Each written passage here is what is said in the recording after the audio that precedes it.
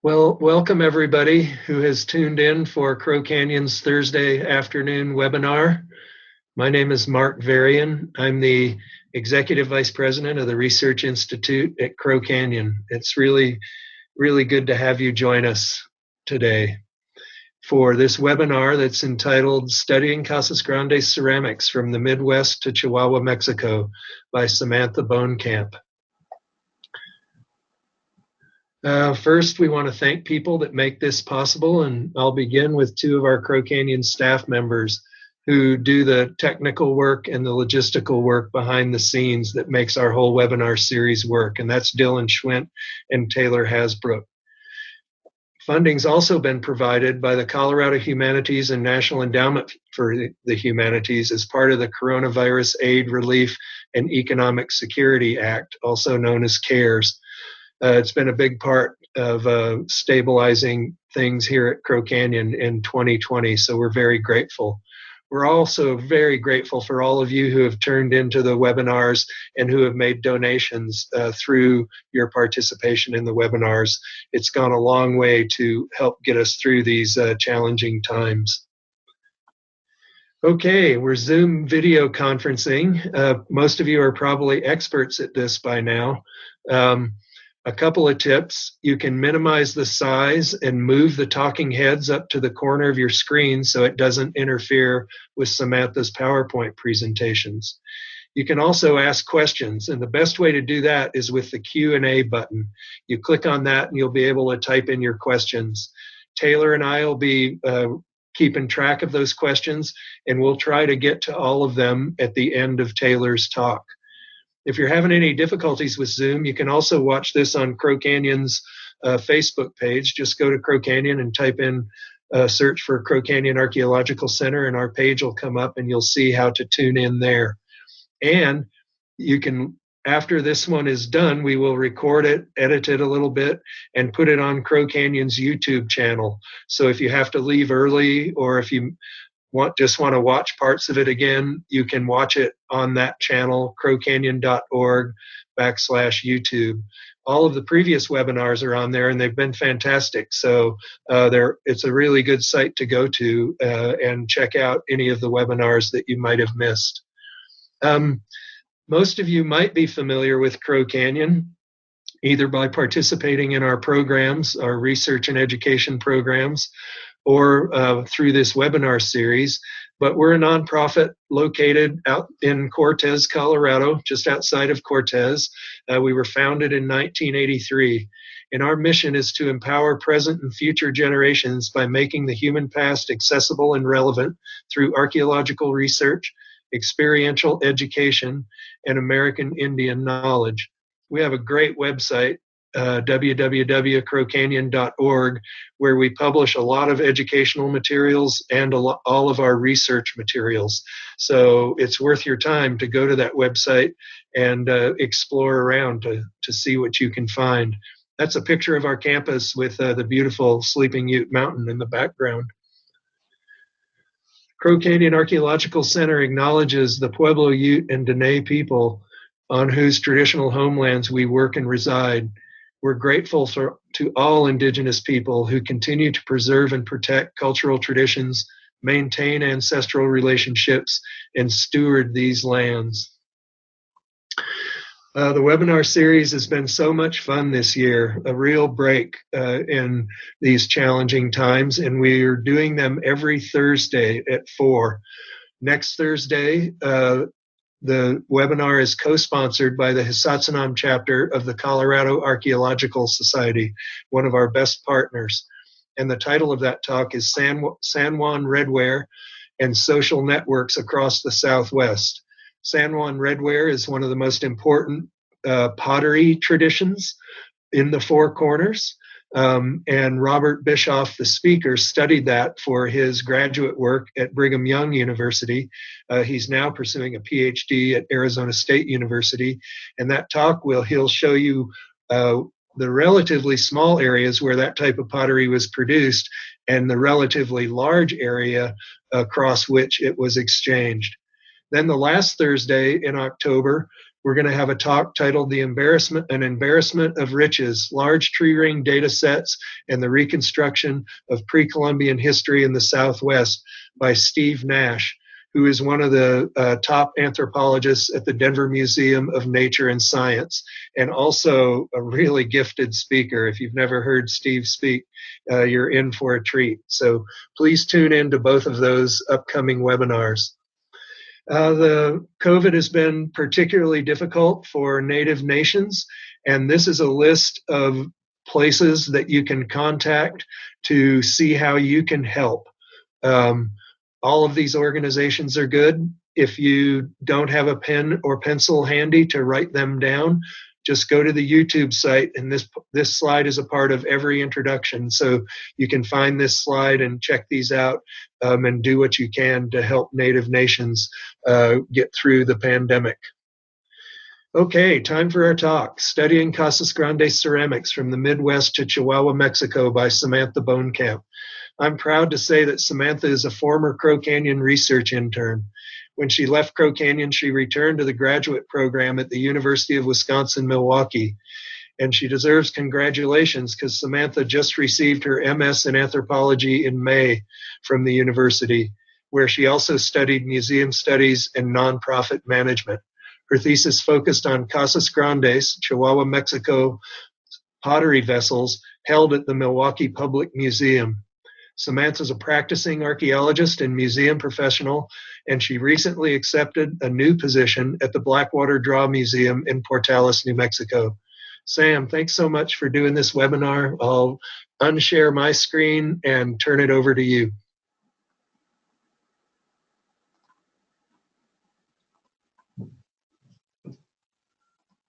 Alrighty. Let me know when you can see mine. Looks good. We can see it. Okay. Get it pulled up here. Alrighty. Thank you, Mark, for that introduction. I'm excited to be here talking with everyone about my master's research and the trip that I took with Crow Canyon in November to Chihuahua, Mexico. Before I get started, I wanted to acknowledge the native land from which I'm giving this presentation. I'm actually back in Wisconsin right now, packing everything up to head down to Portales next week.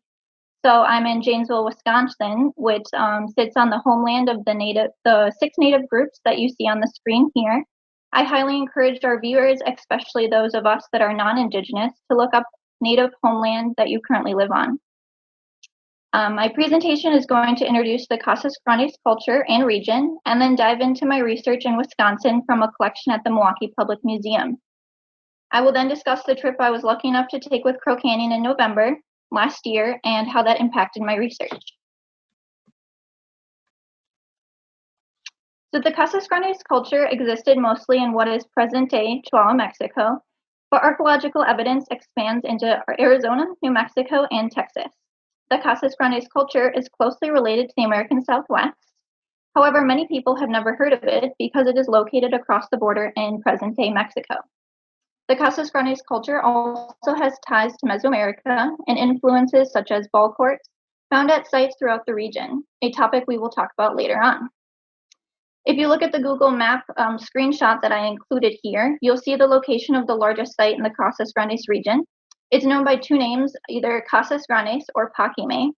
And for this presentation, as well as my thesis, I'm going to use the term Paquimé to refer to the primate site. And as well as the background that I included for this PowerPoint is also an aerial view of Paquimé. The dates for the region are debated by archaeologists, as many things normally are. But for the intention of my research and the pottery that I worked with, I used 2 main time periods. So those are listed here, and those are the Viejo period, which is about 700 to 1200 AD, and the Medio period, which is about 1200 to 1475. The Medio period is really when the pottery production boomed and when the primate site of Paquimé really had its apex. So compared to the US and I guess the cultures that many of us here are familiar with, such as Chaco and Mesa Verde, Casas Grandes society really happened later than those, such as when Chaco and Mesa Verde were depopulated. So I wanted to give a quick background of the archaeology and history of the Casas Grandes region, because I think it's important to notice the difference compared to the American Southwest archaeological history. The first encounters recorded in historical records were by the Spaniards in the 1500s. It's possible that Paquimé was the first site described by Europeans in northwest Mexico and the southwestern United States in 1584. But some archaeologists, such as Paul Minnis and Michael Whalen, actually believe that it was described even earlier during the expedition of Francisco de Iberra and Ballester Obregon in the 1560s, which is only about 100 years after they think that the site was depopulated. The Spaniards observed 6 to 7 story structures, towers, patios, and beautiful painted houses. Those of you that are familiar with the Southwestern archaeologists, you'll recognize the name Alfred Kidder, who visited the Casas Grandes region in 1916. He also established one of the earliest pottery classifications for the culture. The largest and arguably most important research was done at Paquimé in the 1960s during the Joint Casas Grandes Expedition, or JCGE, which was a partnership between the Amarin Foundation of Arizona and INA, which is the Institute of National Archaeology and History in Mexico. The results of the JCGE were published in an 8-volume series in 1974 and were a really great resource for my thesis research. Today, 2 of the most influential archaeologists of the Casas Grandes region are Michael Whalen and Paul Minnis. Their archaeological research in the 90s surveyed over 300 Casas Grandes sites beyond Paquimé and provided a much larger picture of the periphery of the region. It's also important to remember that although Casas Grandes is located in present-day Mexico, it is generally considered part of the Southwestern cultural family. And then one last note, additionally, there's no known living descendants of the people who lived at Casas Grandes. So unlike many of the cultures here in the American Southwest, we don't have a group that we can necessarily go talk to. So learning through archaeological methods is extremely important. Charles de Peso, who was just pictured on the last slide, was a leading archaeologist for the JCGE excavations in the 1960s and the 8-volume publications in 1974 that are pictured here. His name is almost synonymous with the site at this point. Paquimé was awarded as a UNESCO World Heritage Site in 1998, and the site is extremely unique for a variety of reasons. Some of them include the presence of Mesoamerican style ball courts, turkey and macaw breeding pens, and platform mounds. On the screen here we have a drawing of kind of an aerial of the site. You can see several of the architectural features. And if you can see where my mouse is here, one of the ball courts, the Mesoamerican ball courts, which is quite unique. Let's see. In addition, excavations on the site revealed thousands of trade goods coming in from Mexico, including turquoise, marine shell, and copper artifacts. So the Milwaukee Public Museum is located in Milwaukee, Wisconsin. It opened to the public in 1884. It's had a long partnership with the University of Wisconsin-Milwaukee, which is where I got my master's from. So they've had a partnership with the Museum Studies program, and this is how I got set up with the collection. If any of you find yourself in Wisconsin, I highly suggest that you check it out. It's a very unique museum. So some of you may be wondering how a Southwest collection of this size ended all the way up in Wisconsin, just a little bit far from Mexico. Well, the collection was donated by, most of it at least, was donated by one man named Peter Ray in the 1970s. He was a collector that lived in Phoenix, Arizona, and collected pre-Columbian art during the 1960s and 70s. The collection includes 80 vessels with a mixture of utilitarian and non-utilitarian wares. The collections had very little provenience information included with it, and most were only labeled as from the Casas Grandes region. This was the main challenge to my research. So my thesis had several research goals, including those listed here. Many of these goals came from a museum collections background, which is my career path. However, they also included archaeological questions such as how this private collection compares to archaeological data. These research goals included how many Chihuahuan pottery types are represented in the MPM collection, What kind of design elements are present? How do the types and iconography in the MPM collection compare to the Casas Grandes pottery collections or excavation results? And the final question isn't something too much that I'll get into today, but I do expand on my thesis. I compare it to archaeological data and other collections that I was able to visit throughout the country. This collection is extremely important because it is the largest collection of Casas Grandes ceramics at a public institution in Wisconsin. Before my thesis research, very little work had been done with the collection and very little was known. Bringing awareness and background to this collection is one of the greatest rewards after the publication of my thesis. My hope is that now the collection can be used for future exhibition, programming, and research. I also believe that it is essential to state how important archaeological collections are without provenience. These collections are often overlooked. It's one of the most important aspects I wanted to prove in my thesis, that we can still learn so much from unprovenience collections. So diving right into the methods that I used in my thesis, I used the ceramic analysis I used in my methodology included creating a coding scheme in Microsoft Excel.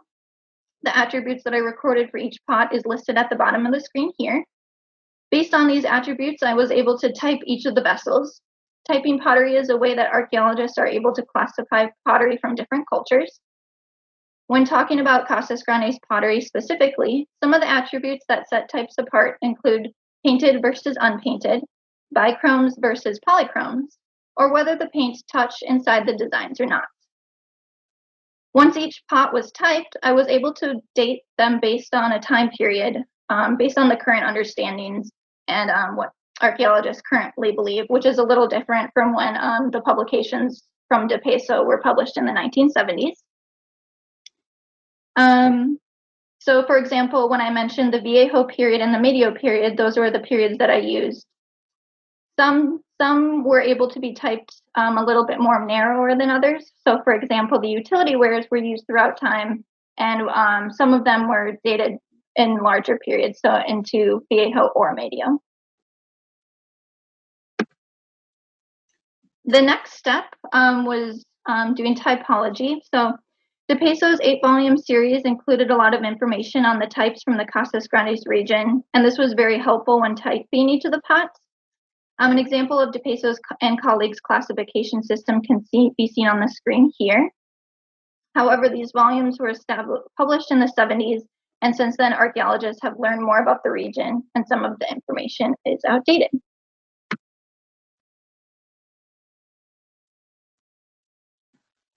So this slide includes a few examples of the different types represented in the collection.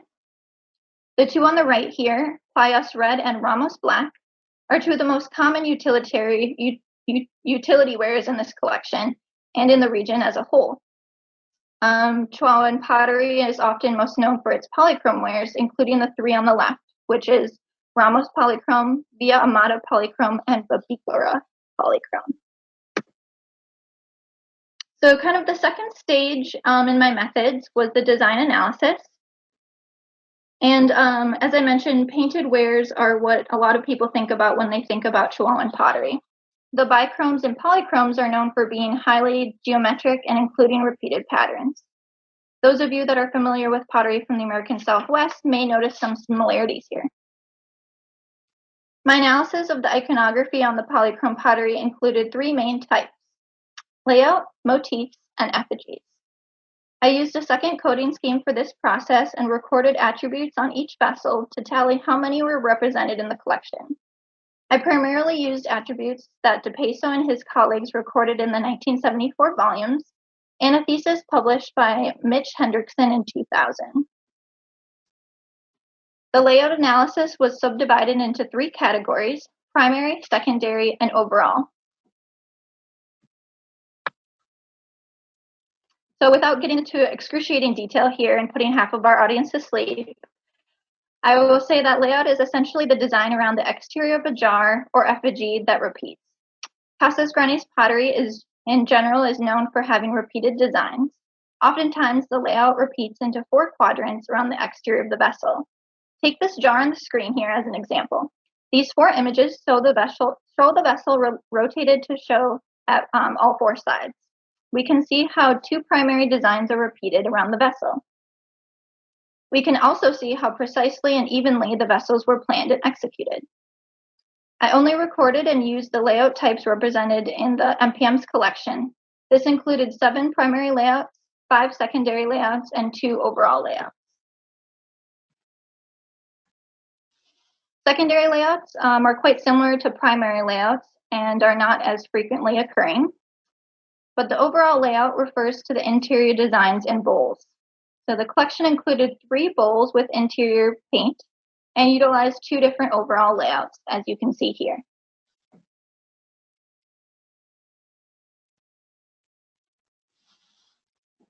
Motifs are design elements found within layouts that are represent an idea or an object. The most popular example of this is the macaw, as shown on the bowl on the lower left here. I will elaborate a little more on macaws later, but it's important to know that, like other southwestern cultures, macaws were highly important birds brought in from Mexico. Their brightly colored feathers were sought after and used in rituals throughout the Southwest and Mesoamerica. 8 motifs were recorded and identified on the vessels from the MPM's collection, as seen on the screen here. These are extremely similar to the elements Henry Carey identified in 1931 with one of the first design analysis on Casas Grandes pottery. My analysis divided effigies into 3 categories. 1 was applique effigies, 2 hooded effigies, and 3 true effigies. Examples of each can be seen on the screen here. These classifications are similar to those used by De Peso, as well as Alfred Kidder much earlier in 1916. The MPM collection had 20 effigies total. These vessels often provide deeper insights than bowls or jars can. For example, sometimes the animal forms cannot be identified down to the species level or at least the genus level. One such vessel in the MPM collection probably represents a Montezuma quail. So what did my research yield? The MPM collection has 15 different Casas Grandes ceramic types. These are all listed in the table here. 2 time periods are represented in the collection, with the majority from the Medio period. There were also 68 jars and 12 bowls total.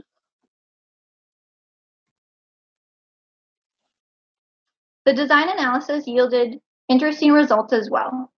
They showed patterns among ceramic types, showing that certain layouts were favored for certain types. For example, paneled layouts were the most commonly occurring primary layout, and 80% were found on Ramos polychrome types in this collection.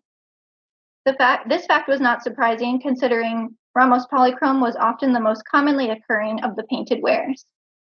The motifs recorded in the collection were quite abundant. One of the motifs that I did want to talk specifically about was the macaw again. The macaw was an extremely important bird to the Casas Grandes people. Just like at Chaco Canyon, macaw skeletons were excavated at Paquimé, with the difference being that Paquimé actually had macaw pens and were bred at the site. The macaw can be found in a variety of ways on pottery, including painted or appliqued to the exterior. There's 3 examples on the screen here.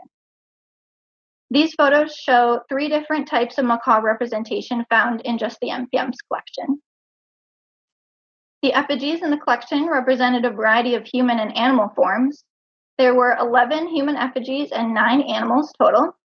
The animals included birds, snakes, and unidentified animals, such as one that I think might be a badger.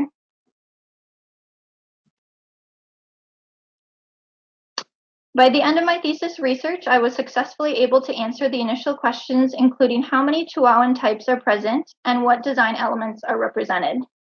I'm proud about how much data I uncovered about a previously unresearched collection, and I believe it is now in a good stage to be used for future research or programming. I now want to switch gears and talk about the trip I took with Crow Canyon in November to Chihuahua, Mexico. And I think a nice way of transitioning to this is to explain an illustration that I included in my conclusion chapter here. So this illustration is of rock art from the Casas Grandes region, and I included it in my conclusion chapter because I think it would be really interesting if someone picked up this collection again and compared it to rock art from the region. just by looking at this illustration, I think we can tell that there's lots of similarities to some of the pots we saw earlier.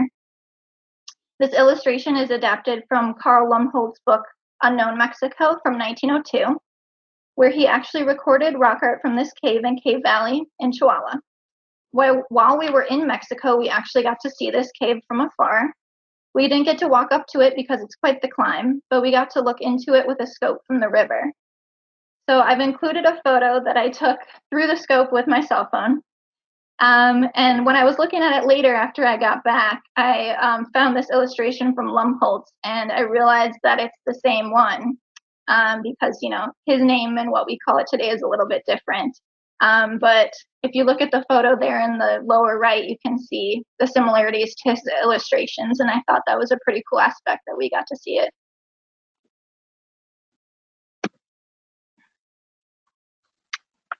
So the trip was called Meridian Migrations and was one of Crow Canyon's cultural exploration programs.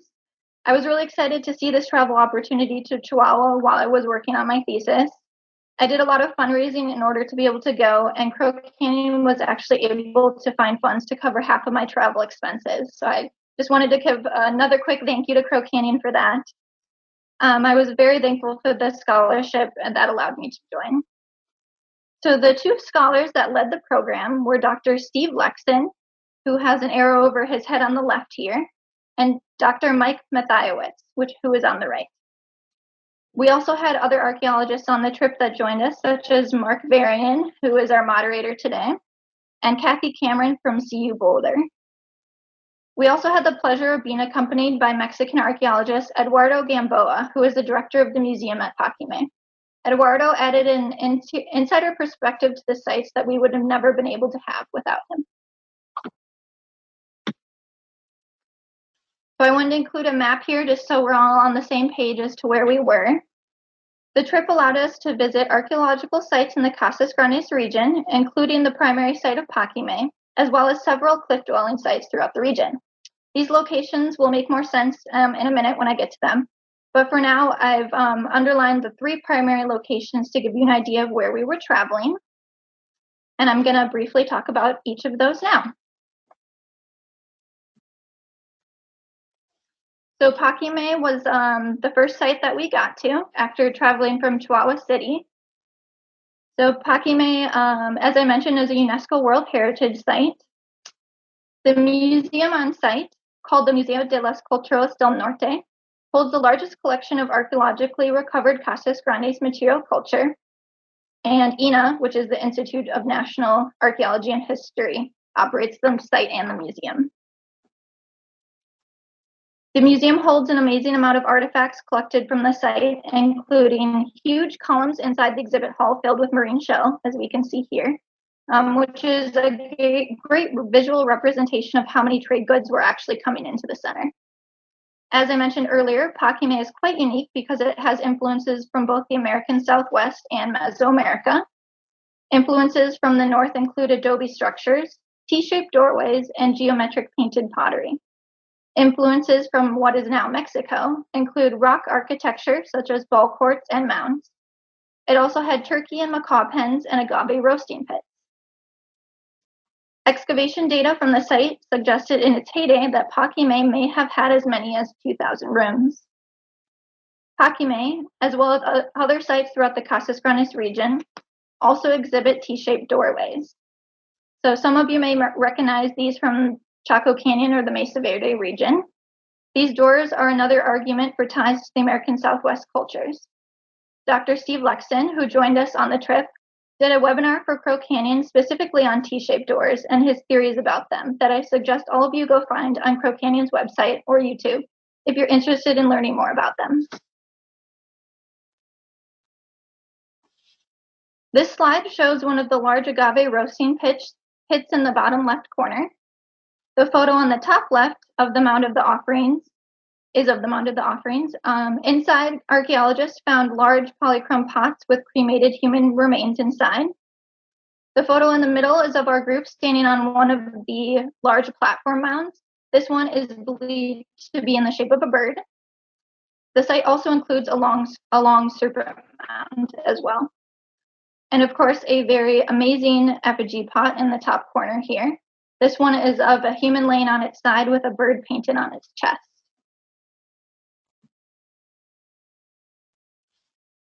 So the first cliff dwelling site that we got to go to was Cueva de la Olla, which took us up into the Sierra Madres.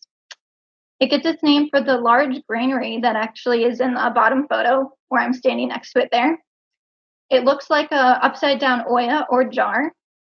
These granaries, which held stocks of food, often corn, were common for us to see in the cliff dwelling sites. However, this is by far the most preserved one. This site was the easiest to get to both by car and hiking, and the sites would only get harder as our trip went on. The bottom left photo shows some of the remaining walls of the structure inside the cave. You'll notice another iconic T-shaped doorway. Unfortunately, a lot of the walls that once stood in the cave had been knocked down by visitors and deteriorated over time. Cueva de las Ventanas, or Cave of the Windows, is a well-preserved site that we squeezed into a busy day. The trail required us to hike down into the canyon and then up the other side, but it was well worth the trip.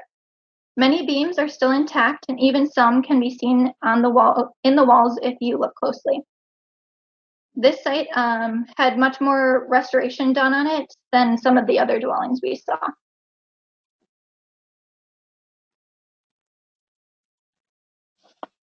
Cueva de la Serpiente, or Cave of the Serpent, was one of the most interesting caves to get to. It required us to squeeze down a long, narrow path between large boulders and scale down steps while hanging onto ropes, as you can see Dr. Steve Lexon doing on the bottom right here. The cave gets its name from a painted snake that was found over a T-shaped door frame. You can see the door I'm pictured next to on the upper right here. Although it's hard to make out today, you can still see green and blue paint residue. This site was particularly interesting because of its adobe structures sit inside an opening in the mountain to which you can walk through one side and the other. The structure was fairly small and estimated to have about 14 rooms. So Cueva Grande, although the least original of all the names, Cueva Grande was extremely pretty. The cave is hidden in a surprisingly lush area, fed by the waterfall that streams from the top of the cave and falls in front of the dwellings. As you can see from the photos, several structures still stand 2 stories tall and include original organic building materials.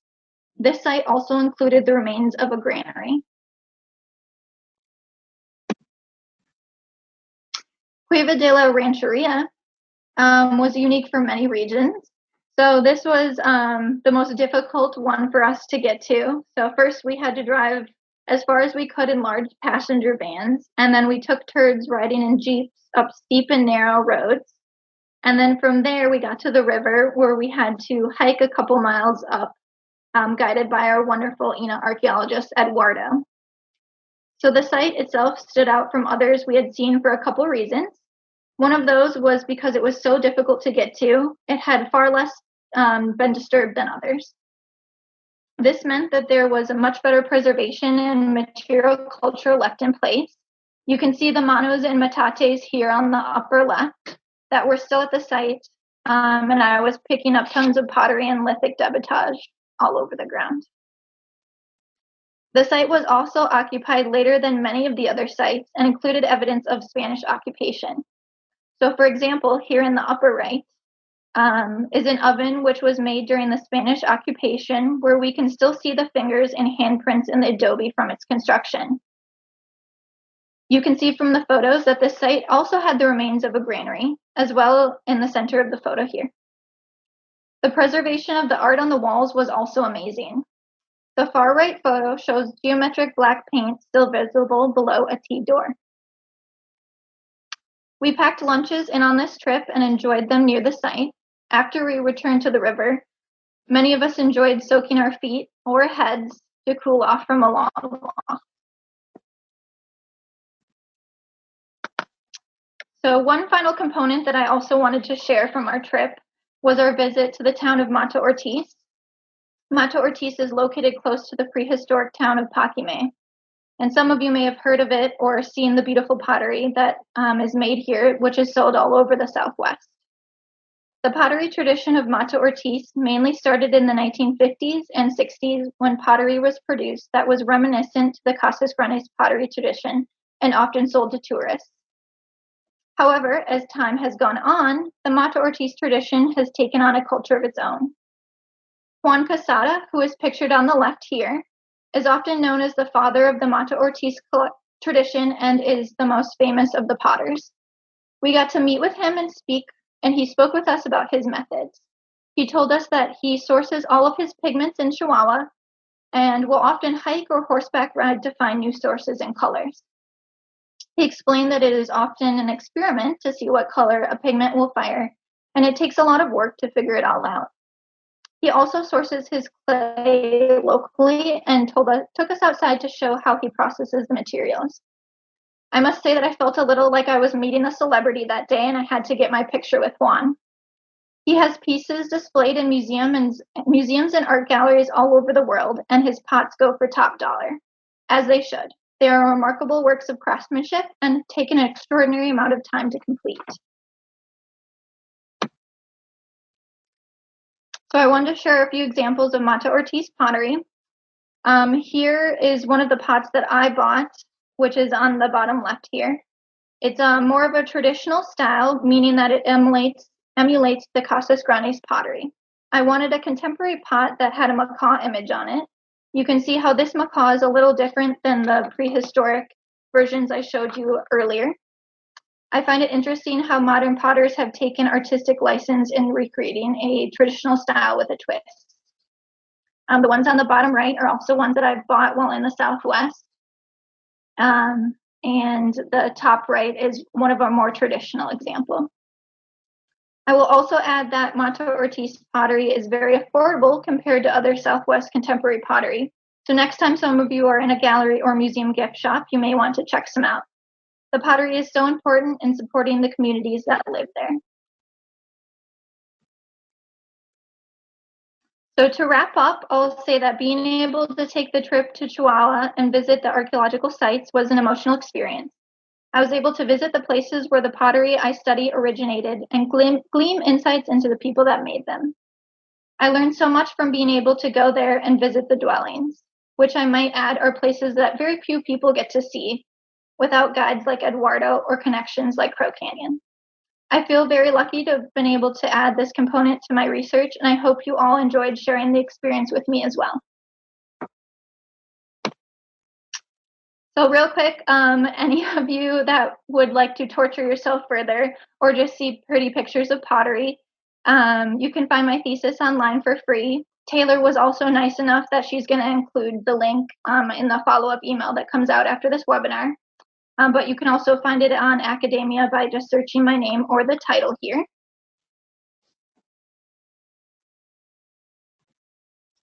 These are some of the references I wanted to add that I used. And I would love to take some questions if we have some time for them. Well, thank you so much, Sam. That was an excellent talk, and what great memories of such a spectacular trip where I know I learned a lot on that trip. We do have some questions, and the first one is, what do you think the hooded effigies were used for? You know, that's a really great question. So the painted pottery in general, unlike the utilitarian stuff, probably wasn't used for cooking. So it might have been used for more ritualistic functions or something pretty to hold things in the house. So the hooded effigies in particular are an interesting shape. And, you know, I'm not quite sure about that because I didn't specifically look at that in my thesis. But I think, you know, probably holding something would be my guess. Sam, I got a request to go back to your slide that with the name of your thesis. Oh, sure. There you go. Thank you. So here's another question. What is the source of the paints used on the polychrome pots? Yeah, so locally sourced.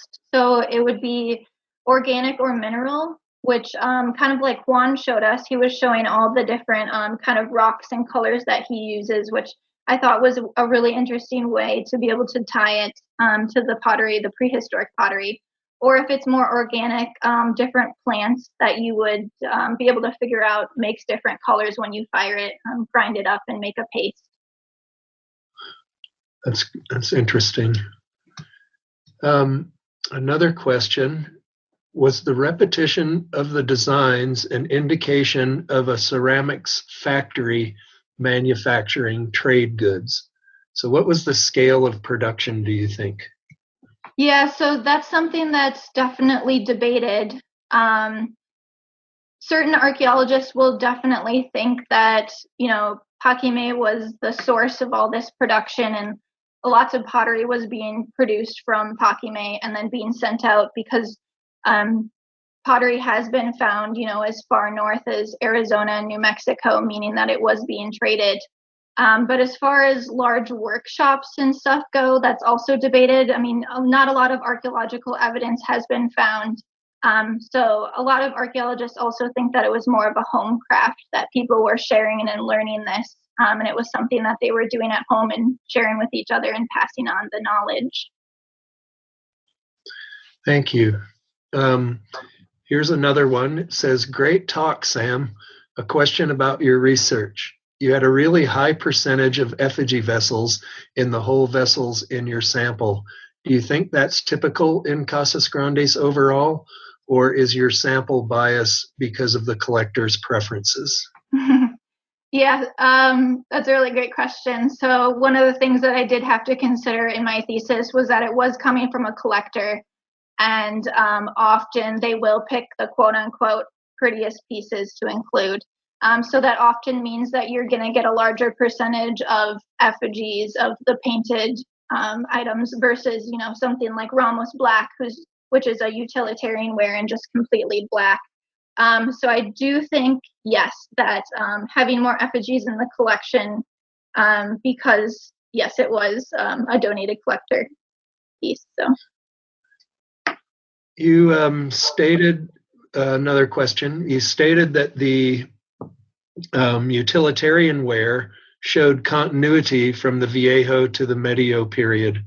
Is that true for the decorated wear too, or is the decorated wear does it come out only in the Medio period, or does the decorated wear from the Medio period have ties to the previous Viejo period? Right. So one of the things that I dive deeper into in my thesis is the example that can pull up, go all the way back here to De Peso's breakdown. So one of the things that he believed when he published those in the 1970s, those volumes, was that the big difference between the Viejo and the Medio period, whoops, getting out of track here. Let's see. So this one here. This comes from the 1974 volume.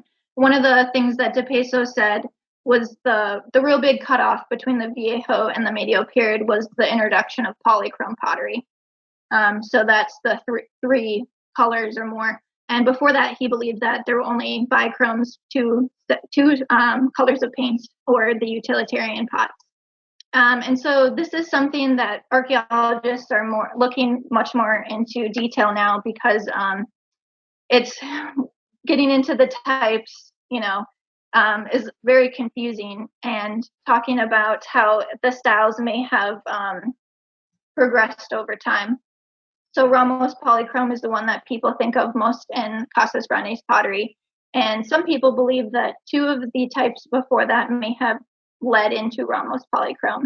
So having some that are, so these two here, the Viejo, the Via Amada and the Babikra, some people believe kind of led into Ramos polychrome. So sorry, does that answer the question? Yes, it does. Yes, so the painted polychromes kind of, had their course over time and definitely changed and evolved. Well, that's what I'm looking for.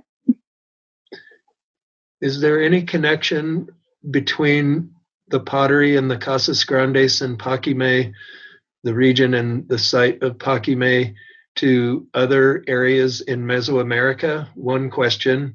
And the second question, is there any connection to pottery to the north, either Hohokam or Salado? So that's something that we've also been looking into, and something that I briefly touched in my thesis. So I talk about, especially with the macaws and the iconography, like in Mimbres pottery, is one thing that people might think of as well. So ties to that. And Salado is actually one of those that's an interesting subject, because it does look very similar. And there's actually one type, which I believe is called Escondida, and it's very debated whether or not that's a Salado or a Casas Grandes type. And when DePeso found it, he called it a Casas Grandes type. But people are starting to look into that even more. So yes, I think there are many ties, especially because of the geometry and the stuff on, excuse me, on the pottery that's so similar to the American Southwest. And one of the people that joined us, Dr. Mike Mathiowicz, he talked a lot to us about the ties to Mexico and Northwest Mexico on the pottery. So I would say that it's debated between both of them, that there are influences coming from both directions. So if you're interested in the Mexican pottery, I suggest that you check out some of Mike's stuff. Thank you. What is the source of the clay? Was pottery making a household activity? Yeah, so as I mentioned before, a lot of people believe that pottery making was a household activity, and something that people were doing, not so much on a large scale, but more as a household activity. And so the clay, kind of like I talked with Juan earlier, he sources all of his clay locally. And so I know there have been studies done with sourcing from the pottery, and it is supposed to be coming from the Casas Grandes region, all locally. Okay, one more archaeological question, and then I've got a couple that are non-archaeological. Sure. Is the dramatic shift from the Viejo to the Medio period a result of people living in the Casas Grandes area, those same people, or is there evidence of migrants coming in that are in part responsible for the changes in the Medio period and the construction of Paquimé itself? Okay, sure. So that's a really good question, and I'm going to say it depends on who you ask. So some of you may have seen Dr. Steve Lexon's lectures. He went on the trip with us. So Steve has his meridian theory, in which he believes that elites came down and founded Paquimé and had its big boom and stuff then, and lots of influences from Chaco and Aztec. So Steve would say that they had a lot of influence and had changes, because in the Viejo period, people were living in pit houses, and then it's supposed to be in the Medio period is when they changed to adobe structures. But we have to remember that these are time periods that archaeologists have imposed, and a classification that we are putting on a prehistoric culture. So, it's not happening overnight here. So I guess it depends on who you ask. And to me, I think it might be a mixture of both. I mean, I think, these are things that even in Chaco Canyon and stuff were happening slowly over time. So while the Medio period did see a big boom in population, it's quite possible that other areas were, starting to come into the region, definitely, because, in earlier periods, areas were being depopulated like Chaco, and we're having larger droughts. So it's possible. I'm not exactly sure what I believe, but there are many theories out there. Well, that's great. Thank you. Thank you for that. Okay, I got a question that you may not know, but how are the people in Casas Grandes doing during the pandemic? How are they selling their pottery? That's a great question. I'm not sure. I know you can find a lot of them online. So a lot of potters will sell to museums and stuff in the area, or they'll sell online. So I know there's a few galleries that if you look up Mata Ortiz pottery, some of them, and try to find one, down in Chihuahua. But a lot of them are getting sent up here. And I think a good portion of their ceramics are actually sold in the U.S. Okay. You got lots of people writing in telling you what a great talk it was. So I don't know if that's your family or. Anyway, one person wrote in and asked, "Congratulations on your new job. What will you be doing after you get out of quarantine?" So at Blackwater Draw, they mean? Yes. So I'll be learning the collection there. I'll be the new collections manager. Their curator left earlier.